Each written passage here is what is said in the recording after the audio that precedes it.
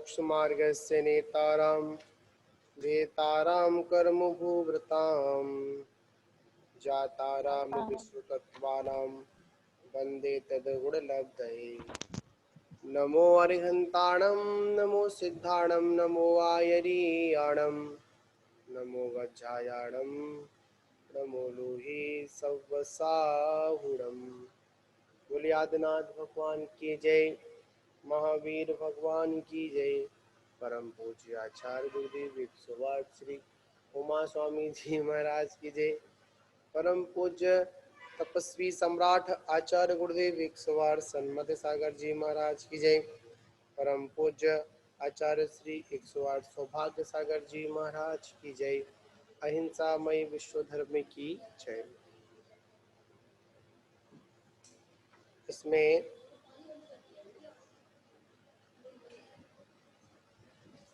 कल हम लोगों ने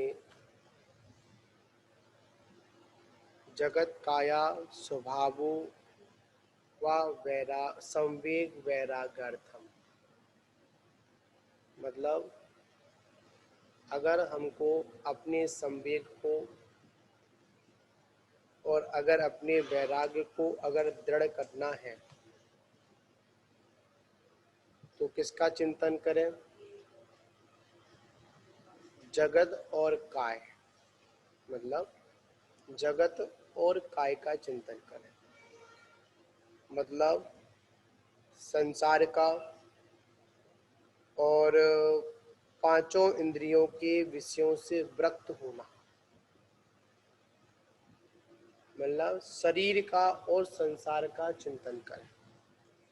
इसमें हमको कुछ भी सारभूत नजर आता नहीं। क्या नहीं आता? इसमें हमको कुछ भी सारभूत नजर आता नहीं। तो इसमें कह रहे हैं जगत के स्वभाव का चिंतन कैसे करना चाहिए। क्या कह रहे हैं? जगत के स्वभाव का चिंतन कैसे करना चाहिए। तो इसमें आचार्य प्रवर यहाँ पर कह रहे हैं जगत का स्वभाव, यह जगत अनादि से है और अनादि निधन है। जो ये जगत है वो कैसा है? अनादि काल से है और अनादि निधन है। कैसा है? अनादि निधन है, मतलब अनादि है और अनिधन है। ना इसको कोई बनाने वाला है और ना कोई इसको खत्म करने वाला है। क्या कह रहे हैं यहाँ पर? ना कोई इसको बनाने वाला है और ना इसको कोई खत्म या नष्ट करने वाला है। ना इसके बनाने वाले का पता और ना इसके नष्ट करने वाले का पता, और ये भी नहीं पता है ये जगत कब से है और कब तक रहेगा। ठीक है। बेताड़सन, झलरी और मृदंग के समान है। कैसा है? इस संसार में जीव अनंत काल तक मिथ्यात्व के वशीभूत हो नाना योनियों में जन्म मरण के दुखों को भोगते हुए भ्रमण करता है। यह जीव इस संसार में क्यों भ्रमण कर रहा है? भ्रमण करने का क्या कारण है? मात्र भ्रमण करने का अगर कोई कारण है तो वो क्या है? मात्र एक मिथ्यात्व। इस मिथ्यात्व के कारण ही ये जीव क्या कर रहा है? भ्रमण कर रहा है। यहाँ कोई वस्तु नियत नहीं है, जल के बुलबुले के समान है और भोग संप्रदा बिजली व इंद्रधनुष के समान चंचल है। संसार में कोई क्या नहीं है? कोई रक्षक नहीं है। जीव अकेला आता है। कैसा आता है? ये जीव अकेला आता है और क्या होता है, अकेला ही जन्म लेता है और अकेला ही मरण को प्राप्त होता है। क्या होता है, अकेला ही जन्म लेता है और अकेला ही क्या होता है, मरण को प्राप्त होता है, मरता है, और अकेले ही अपने सुख और दुख को भोगता है। कौन भोगता है, ये जीव। यहाँ पर आत्मा के स्वभाव का यहाँ पर क्या कर रहे थे, चिंतन कर रहे थे।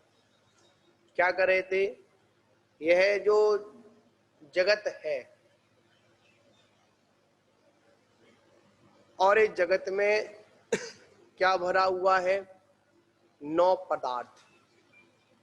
क्या भरा हुआ है, 9 पदार्थों के समूह को क्या कहते हैं, संसार कहते हैं, या संसार कहते हैं, या जगत कहते हैं, हैं? क्या 6 द्रव्यों के समूह को, 7 तत्वों के समूह को, या फिर 9 पदार्थों के समूह को क्या कहते हैं, संसार कहते हैं।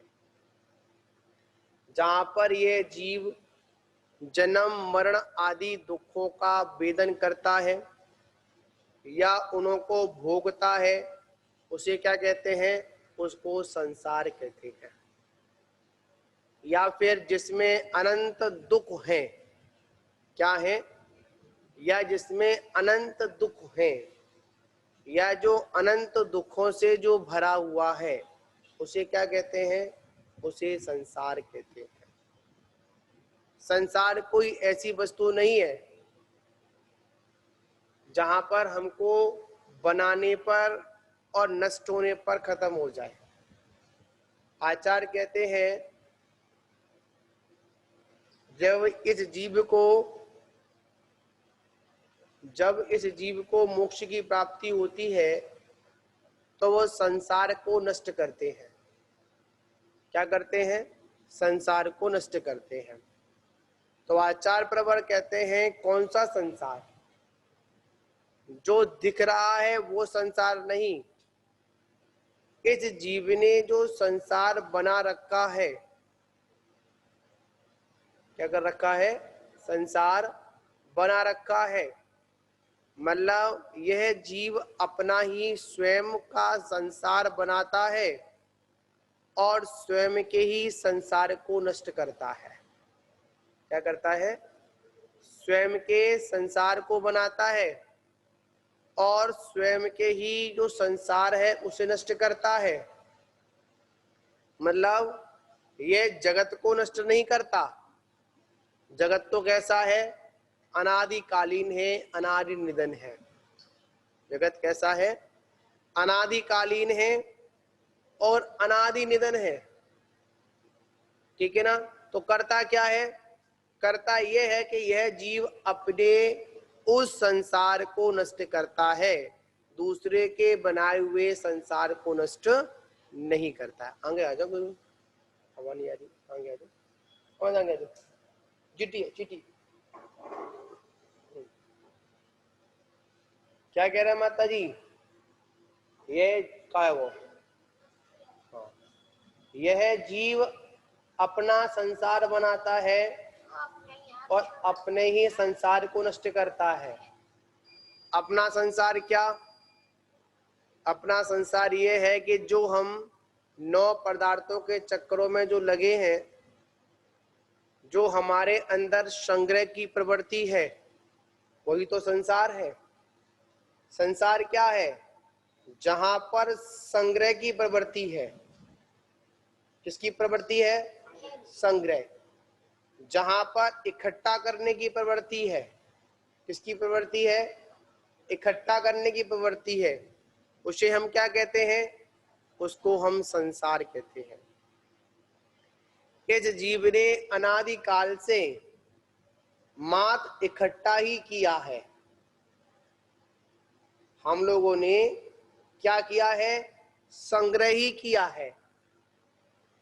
और संग्रह भी किसका किया, मिथ्या दर्शन का, मिथ्या ज्ञान का, मिथ्या चारित्र का, मिथ्या तप का।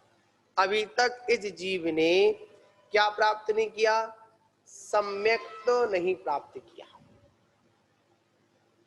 और जब तक यह जीव सम्यक्त को प्राप्त नहीं करेगा, किसको प्राप्त नहीं करेगा? जब तक यह जीव सम्यक्त को प्राप्त नहीं करेगा, तब तक इस जीव के, इस संसार की जो बीड़ियां हैं वो खत्म होने वाली नहीं है। हम कहते हैं संसार की बीड़ियां कैसे खत्म हो, संसार हमारा कैसे नष्ट हो? तो आचार्य कहते हैं एक बार जो संसार नष्ट करने का जो आचार्यों ने, तीर्थंकरों ने अनंत भगवान की वाणी में, अरहम वाणी में जो आया है, क्या आया है? जो हमको आज्ञा प्रदान हुई है, एक बार उनकी आज्ञा का पालन कर लो। क्या कर लो? एक बार आप की आज्ञा का पालन करो, एक बार अरहंत की आज्ञा का पालन करो, एक बार उस जिनवाणी का जो कहना है उसको मानो। क्या आज्ञा दी? उन्होंने सबसे पहली आज्ञा यही दी कि हम अपने श्रद्धान को मजबूत करें। क्या करें? अपने श्रद्धान को मजबूत करें। हमको आचार्यों ने क्या प्रेरणा दी? आचार्यों ने कहा कि आप दूसरों से परिचित बहुत हो चुके। क्या?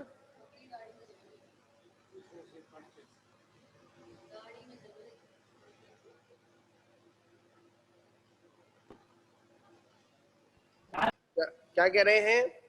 आप दूसरों से बहुत परिचित हो चुके, दूसरों से बहुत पहचान बना चुके। अब क्या करना है? दूसरों से पहचान नहीं, दूसरों से परिचय नहीं, अब क्या करना है? जनेंद्र की आज्ञा है, आप की आज्ञा है कि आप स्वयं स्वयं से परिचित होइए, तभी आपका संसार छूट सकता है। क्या छूट सकता है? संसार छूट। स्वयं से परिचय करो, स्वयं की पहचान बनाओ। दूसरों की पहचान के चक्कर में लगे रहोगे तो हम इस संसार सागर दलदल में फंसते रहेंगे। याद रखना, हमारे द्वारा असावधानियां कब होती हैं? जब हम दूसरों को सावधान करने का कार्य करते हैं। क्या करते हैं? मतलब दूसरों को व्यवस्थित करने में लग जाते हैं, तो क्या होता है? हमारे द्वारा स्वयं हमारे लिए असावधानी हो जाती है। और जहां पर हम स्वयं स्वयं को संभालेंगे तो क्या होगा? हमको असावधानी होने वाली नहीं है। क्या नहीं होने वाली है? असावधानी होने वाली नहीं है। हम कब गिरते हैं? जैसे एक नदी में कोई व्यक्ति डूब रहा होता है। क्या हो रहा था? मैं डूब रहा होता है, और जब वह डूबने वाला व्यक्ति डूब रहा है और बचाने वाला व्यक्ति उसको बचाने के लिए कूदा, जैसे ही वो उसके पास में जाता है तो डूबने वाला व्यक्ति क्या करता है? उसको झट से पकड़ लेता है। क्या कर लेता है? झट से पकड़ लेता है। तो क्या होता है? जैसे ही उसको झट से पकड़ेगा तो साथ में वो भी डूबेगा, डूबने वाला भी डूबेगा, जो बचाने गया है वो भी डूब जाएगा।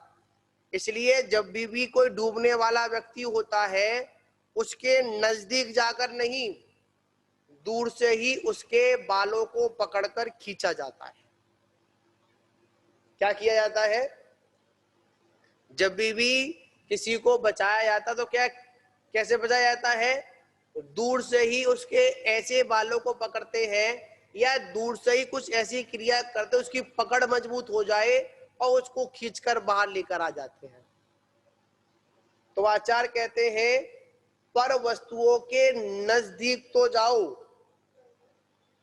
पर सावधानी के साथ में जाओ। क्या करो? सावधानी के साथ जाओ। कहीं वह पर वस्तु आपको अपनी ओर खींच ना ले। जैसे चिमक, क्या चिमक, उस चुम्बक को चलाने वाला व्यक्ति क्या करता है? मानते हैं लोहे के कड़ के पास जैसे जैसे चुम्बक जाती है वैसे वैसे क्या होता है? दोनों ओर से खिंचाव प्रारंभ हो जाता, दोनों एक दूसरे को क्या करते हैं? खींचते हैं। उधर चुम्बक भी खींचती है, उधर पड़ा हुआ लोहा भी खींचता है। क्या होता है? चुम्बक भी खींचती है और लोहा भी खींचता है, पर जहां पर असावधानी होती है वहीं पर उसका पलड़ा भारी हो जाता है, वो उसकी ओर खींचकर चला जाता है। तो यहां पर क्या करना है? अरे लोहे में खींचने की मानते हैं ताकत नहीं है, मानते हैं तो खिंचाव तो होता है ना। जैसे अगर चुम्बक ने, जैसे चुम्बक वाला व्यक्ति अगर अपने को कमजोर समझ बैठे तो चुम्बक लोहे की ओर जाएगी नहीं जाएगी? जहां पर लोहा अधिक मात्रा में है, कौन सी मात्रा में है? लोहा अधिक मात्रा में है, और चुम्बक कम मात्रा, तो क्या होगा? कौन खींचेगा? चुम्बक खींच के जाएगी ना। तो बात यहां पर ही है, जहां पर हमारी आत्मशक्ति कमजोर है, जहां पर हमारा उपयोग कमजोर है, वहां पर जो भोग रूपी जो लोहा पड़ा हुआ है वो क्या करेगा? अपनी ओर खींचेगा। क्या करेगा? अपनी ओर खींचेगा। पर हमें क्या करना है? सावधानी के साथ में उसकी ओर खींचकर नहीं जाना है, हमको संसार की ओर खींचकर नहीं जाना है। यही तो हमारी सावधानी है, यही तो हमारे व्रत हैं। और व्रत क्या है? व्रत क्या करते हैं? व्रतों की क्या परिभाषा है? व्रतों का क्या कार्य है? व्रतों का मात्र यही कार्य है, सामने पड़ी हुई वस्तु भी चाहे कितने भी घनघोर निमित्त बन रहे हों, फिर भी व्रती व्यक्ति उस ओर देखेगा भी नहीं। क्या नहीं करेगा? उस ओर देखेगा नहीं। अगर देखने का भाव आ भी रहा है तो क्या कहीं ना कहीं हमारे संयम में कमी है। याद रखना, सिर्फ चर्चा करने से मोक्ष नहीं मिलता है। क्या? सिर्फ चर्चा करने से मोक्ष नहीं मिलता है। मोक्ष कब मिलता है? जब चर्चा नहीं, जब चर्या होती है। क्या होती है? चर्या होती है। मल्ला सर्वा सिद्धि के अंदर कितनी तत्व चर्चा चल रही है, और एक बार तत्व चर्चा होती है, वापस लौटकर वो तत्व चर्चा भी नहीं होती है। क्या? जो तत्व चर्चा हो रही है वापस लौटकर वो तत्व चर्चा भी नहीं होती है। पर आचार्य कह रहे हैं ज्ञान चलायमान है, जब तक ज्ञान में स्थिरता नहीं आएगी। क्या नहीं आएगी? जब तक स्थिरता नहीं आएगी तब तक हमको केवल ज्ञान की प्राप्ति होने वाली नहीं है, मोक्ष होने वाला नहीं है। जब ज्ञान में स्थिरता आती है तो केवल ज्ञान होता है। इसमें जब ज्ञान में स्थिरता आती है तो केवल ज्ञान होता है, और जब चारित्र में स्थिरता आती है तो मोक्ष होता है। क्या होता है? मोक्ष होता है। तो आचार्य यहां पर कह रहे हैं हमको चर्चाओं में नहीं, किसमें नहीं? हमको चर्चाओं में नहीं, हमको अपना ध्यान चर्या पर रखना चाहिए। चर्चा करोगे तो बहुत चर्चित हो जाओगे। क्या हो जाओगे? बहुत चर्चित हो जाओगे। और याद रखना, अगर चर्या करोगे तो त्रिलोक श्रोमणी हो जाओगे। कौन हो जाओगे? श्रोमणी, तीनों लोकों के सरताज हो जाओगे। इसलिए आचार्य कहते हैं हमें करना क्या है? हमें चर्चा नहीं करनी है। क्या नहीं करनी है? चर्चा नहीं करनी है, हमें चर्या करनी है। हमें ज्ञान चंद नहीं बनना है। क्या नहीं बनना? हमें ज्ञान चंद नहीं बनना है। हमें क्या बनना है? हमें आचरण का आचार्य बनना है। क्या बनना है? आचरण का आचार्य बनना है। ऐसा नहीं है कि हम लोग आचार्य कहते हैं, एक वो होते हैं द्वादशांग के पाठी हैं। कैसे हैं? द्वादशांग के पाठी हैं, तत्व चर्चा में तल्लीन हैं। चर्चाओं मतलब मात्र धर्म चर्चा के अलावा कोई दूसरी चर्चा करते ही नहीं है। पर क्या होता है, फिर भी उनको वह सर्वा सिद्धि तक तो पहुंच गए, चर्चा तो कर रहे हैं, मां थोड़ी सी दूरी है मोक्ष की, वहां तक नहीं पहुंच पा रहे हैं। इसलिए कह रहे हैं चर्चा कर कर बहुचर्चित मत बनो। क्या मत बनो? बहुचर्चित मत बनो। चर्या कर कर दिखाओ। क्या करके दिखाओ? चर्या करके दिखाओ। उस चर्या के बल से आप जीवंत रहेंगे, चर्चा से जीवंत नहीं रहेंगे। लोग यही कहेंगे बहुत बोलता है भाई, वो तो जब देखो बोलता रहता है। याद रखना, मोक्ष मार्ग कम बोलने वालों का है और ज्यादा समझने वालों का है। किसका है? हाँ, मोक्ष मार्ग क्या है? कम बोलने वालों का है, बकवास करने वालों का मोक्ष मार्ग नहीं। क्या करने वालों का? जो हमेशा बोलते रहते हैं, बकवास करते रहते हैं। आचार्य कहते हैं कम बोलो, नपा तपा बोलो। क्या बोलो? भगवान ने मतलब जो शरीर की रचना हुई तो कितने मुंह दिए?